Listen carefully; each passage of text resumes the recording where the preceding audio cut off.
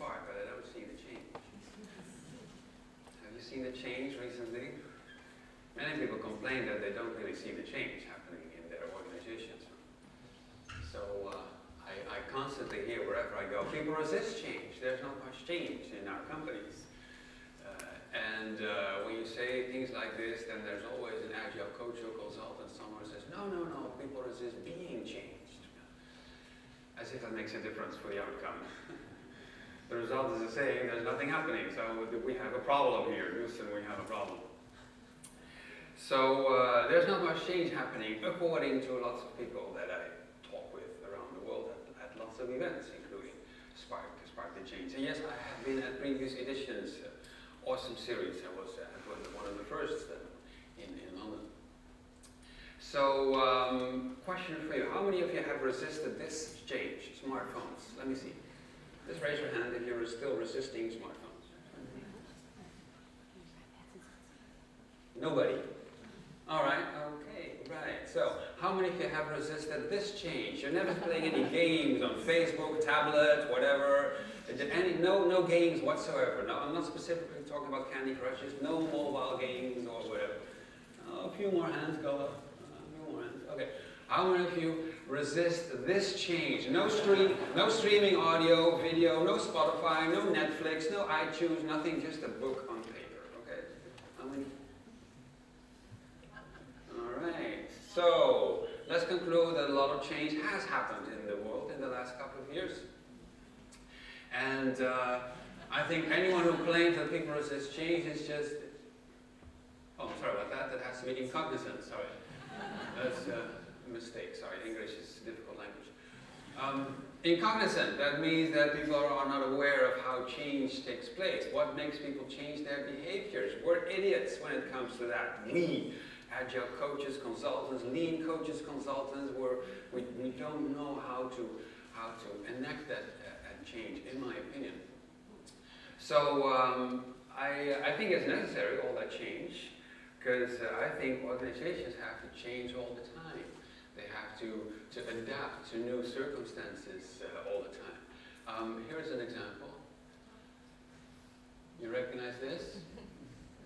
Sound is not working, but I'm sure you know what that person, what the character was. What was his name? Papa, famous all over Western Europe, and I only recently discovered it was a French cartoon. I didn't know that, because it was, of course, it was dubbed in all countries for kids. And oh my God, Papa was amazing, wasn't he? He could change into any form. Sometimes it was a circle, and sometimes it was a square. Whoa! I was like this. I don't know how. Go, Papa, go. So here's another one. Do you recognize this character? Odo, I heard. Very good. Odo from?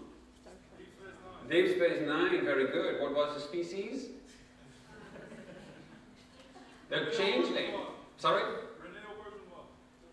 Yeah, it was a shapeshifter. It was a changeling, part of the Dominion. You remember that? It was Deep Space Nine was a Star Trek space station.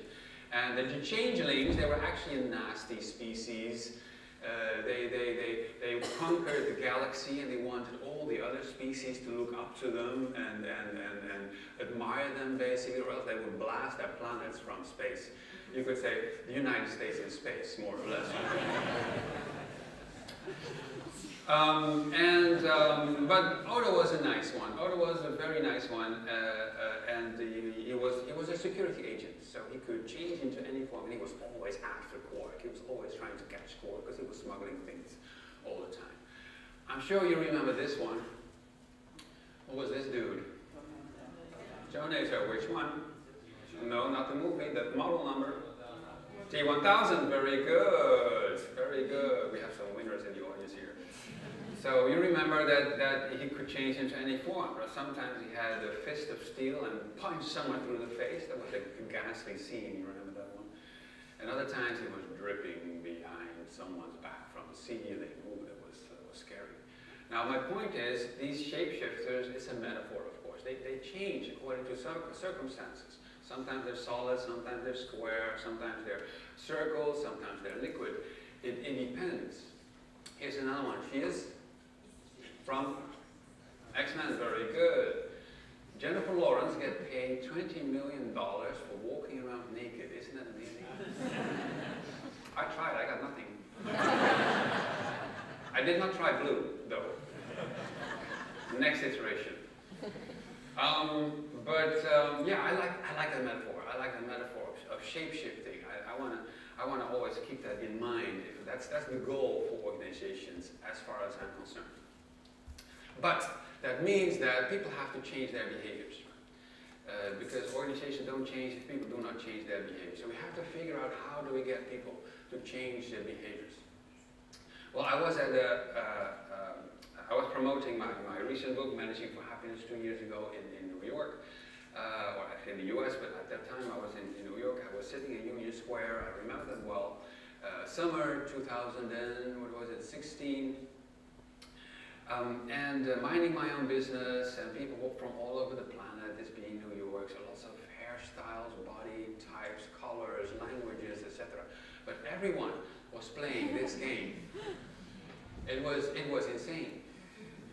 They were walking around with their smartphones in all the parks and catching monsters and talking with complete strangers and comparing notes, and then oh my God, a Snorlax has appeared, and then run, and the crowd was going like crazy, and I was there. What the fuck is going on? This is absurd. This is crazy. Why all these people doing this? And I remember it well. I remember that moment when it clicked for me. I thought, I'm being an idiot. I am trying so hard to get a few hundred people in an organization to change their behaviors, and it takes years to get people to adopt Scrum, and then within 3 weeks millions play Pokemon Go. It's not fair. How do they do that? How are they able to get people to change their behavior so fast? Millions of them. And here I am with my book. Please buy my book. There's some cool practices in there. I'd rather play Pokemon Go. So yeah, that's a bit of an issue. So well, that is because the way we bring change as coaches and consultants is a bit traditional.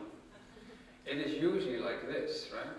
It is usually old white men with beards, or not, depends. Well, not all of us have beards, but usually we're old white men, bringing ideas to people on these clay tablets and saying, starting next week, thou shalt honor thy product owner and Scrum Master.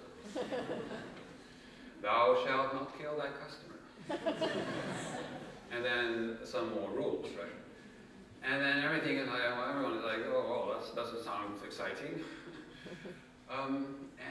Yeah, that usually fails. It reminds me of this book. I try to run nowadays. I've been running for a couple of years, and I've been running 40 kilometers per week recently. I'm very proud of that. I had 3 runs, of course, 3 times about 40. In the beginning, I did that badly. I remember well when I was, my first run was in Stockholm, Sweden. I ran 6-7 kilometers, and everything hurt. My whole body hurt. I discovered muscles I didn't even know existed. So I had to recover for a week and a half and then start again more slowly. And in the meantime, I read some books on how to do running well. So I read about body posture, keeping a straight spine, breathing exercises, how to place your feet, leaning forward, all the techniques of running. Oh wow, a world opened to me. And this was one of the books that I read, The Running Formula. And when I flipped through the book, I saw this, page after page after page after page of instructions. Like, in the 3rd phase, in the 2nd week, on Tuesday, you will run 6 kilometers. And then on Wednesday, you will run 10 kilometers, but slowly. And on Thursday, you take a break. And then on Friday, and I was like, oh my God, that's not motivating. It didn't get me started running. I wanted to start drinking when I read that book. It's no surprise to me that the author's name is Jack Daniels.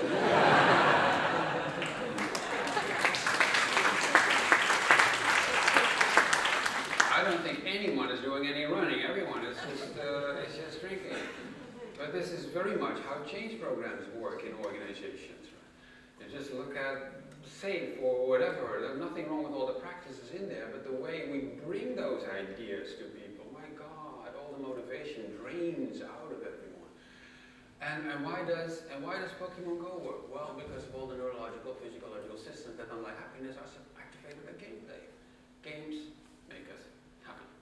That's why we play games. So let's look at an example. What is it that people do in games? Well, this is an example. World of Warcraft. On average, people play 22 hours per week. World of Warcraft on average, because it's so much fun. And what do they do in this world? Well, they collect stuff, they find tools to do work with, they form teams or squads or whatever what they call them. They specialize in certain areas, build up their skills, and then they start projects. They call them quests, but the same thing. And then they iterate, and then they beat monsters and impediments and obstacles, and then deliver stuff to people who require them. And oops, there goes the Scrum Master who blew up just now. Typical project.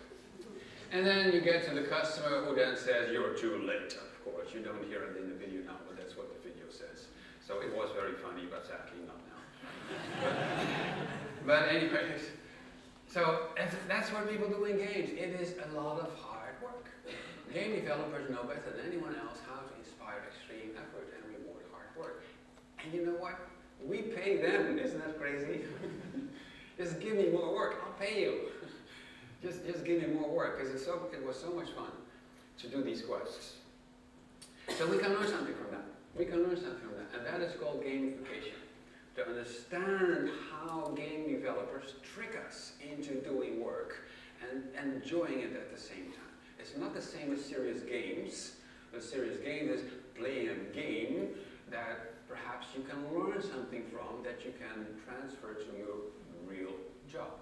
Now, gamification is doing your actual job, but in a way that makes it more fun, as if it is playing a game. I'll give you an example. So Seinfeld was famous for saying that, for having this method of don't breaking the chain. So have a calendar, stickers, and every time he made a good joke, he wrote a good joke, he put it on his calendar, and that's it. Try to make the chain as long as possible. This is called don't break the chain. And apparently, David broke the chain over here. What's over there? David, oh, what happened there? Well, that's bad. He has to start all over again. Very simple gamification technique. Some people try gamification, they get it all wrong. Then they focus on that corner, points and status symbols, etc., which works. It is focusing on accomplishment. Progress bars, etc.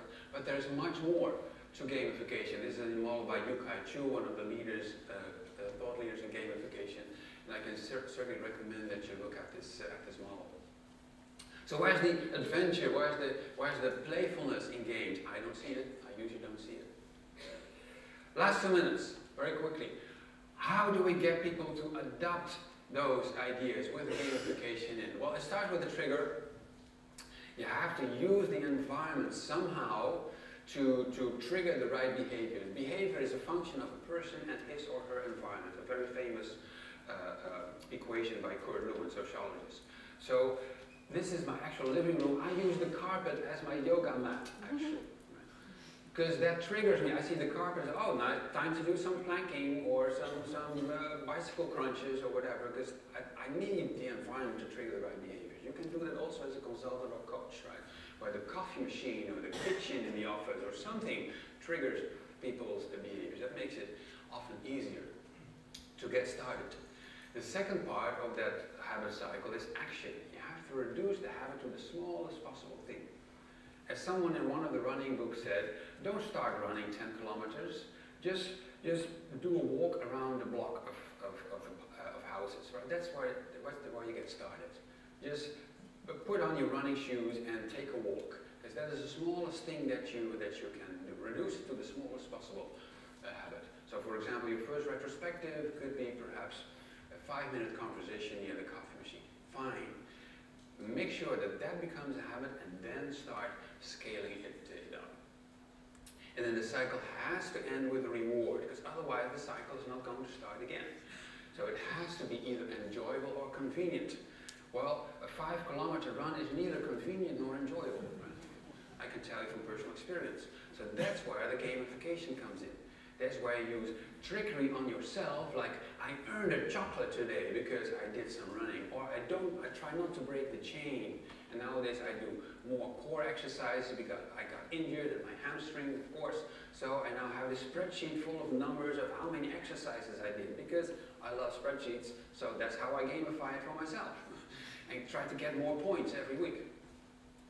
So trigger, action, reward. That is the habit cycle. And where are the many small rewards that people get in organizations? I often don't see them. It's just one big PowerPoint slide people often get to see. So, recap, last 8 seconds. It starts with being shapeshifters. Organizations should be more like Mystique, more like Odo, or more like a Terminator, but in a positive way, I suppose. Be agile all the time in a structural way, but that means that people have to change their behaviors much more rapidly, much faster, and that means that we have to learn from game developers. How do they do that? How do they trick us into playing games? Because there's a lot of science, psychology, sociology behind it that we should borrow. And then finally, don't make rules for people, because people don't like following rules. The rules in our heads are our habits. Picking up your phones and taking pictures, that is a habit, right? We have to learn how that behavior evolves. So thank you very much. My next book is called Startup, Scale Up, Screw Up. It appears in April 2019. I'm glad you're laughing. That means the title works. And if you're interested in seeing the progress, you can sign up over there. Thank you so much.